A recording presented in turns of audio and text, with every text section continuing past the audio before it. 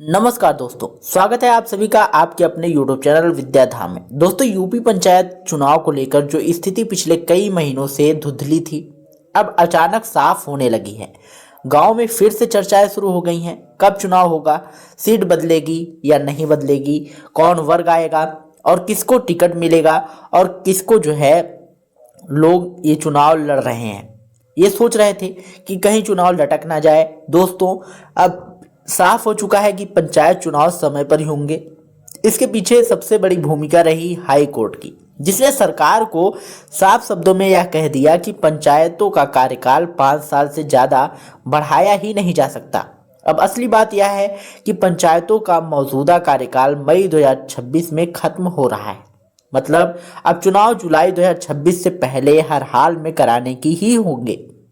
सरकार चाहकर भी इससे पीछे नहीं हट सकती, क्योंकि कोर्ट ने साफ कर दिया है कि देरी किसी भी कीमत पर स्वीकार नहीं होगी। पहले चर्चा चल रही थी कि इन्हें 2027 तक खींच दिया जाएगा, फिर बात आई कि सितंबर अक्टूबर में ही होंगे, लेकिन अब यह सब खत्म। अब चुनाव तय है और बिल्कुल समय पर ही होंगे। दोस्तों, चुनाव के टाइम पर जितनी चिंता नहीं थी, उससे ज़्यादा चिंता थी आरक्षण को लेकर।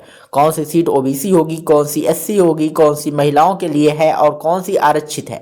लेकिन अब इस पर भी बड़ा अपडेट आ चुका है। पिछड़ा वर्ग आयोग के गठन पर सरकार ने हरी झंडी दे दी है।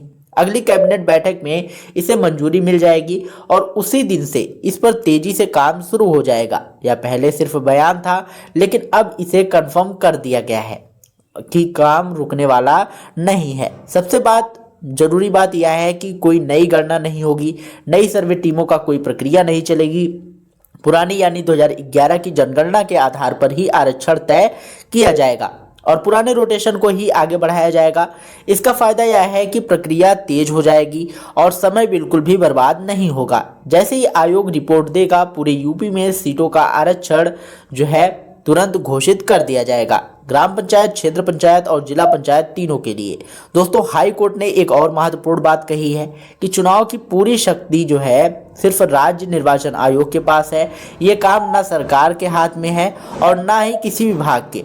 कई बार पहले सरकारों ने चुनाव की तारीखों में अपने हिसाब से बदलाव की कोशिश की थी, लेकिन कोर्ट ने साफ कर दिया कि चुनाव आयोग ही अंतिम अधिकार रखता है।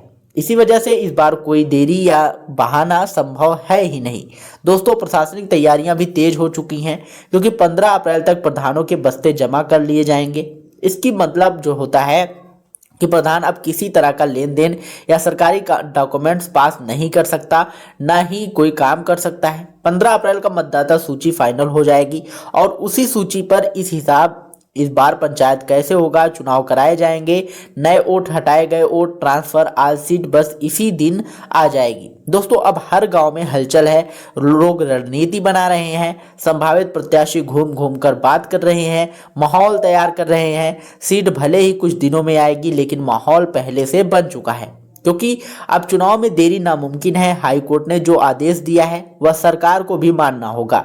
इसलिए पंचायत चुनाव जुलाई 2026 से पहले हर हालात में होंगे। दोस्तों, अगर आप अपनी सीट की स्थिति जानना चाहते हैं तो कमेंट में अपना गांव, ब्लॉक और जिला और पिछली बार कौन सी सीट थी ये जानकारी जरूर दें।